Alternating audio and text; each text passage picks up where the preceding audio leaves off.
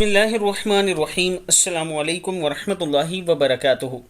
عابد راضی چینل کی طرف سے آج میں اپنے دوستوں کو رسول اللہ صلی اللہ علیہ وآلہ وسلم کا ایک بہت ہی پیارا فرمان سناؤں گا۔ آپ دوستوں نے اس پر ضرور عمل کرنا ہے۔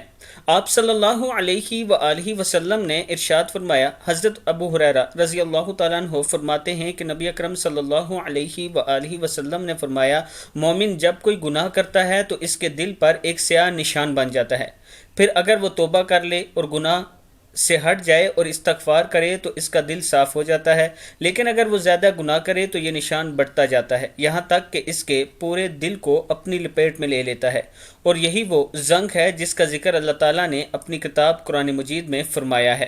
بسم اللہ الرحمن الرحیم، کلا بل ران علی قلوبہم ما کانوا یکسبون، ہرگز نہیں بلکہ ان کے دلوں پر ان کے اعمالوں کی وجہ سے سیاہی چھا گئی ہے۔ کتاب کا حوالہ یہ نیچے موجود ہے، آپ دیکھ سکتے ہیں۔ میں اپنے دوستوں سے گزارش کروں گا کہ توبہ استغفار کرتے رہا کریں۔ السلام علیکم ورحمۃ اللہ وبرکاتہ۔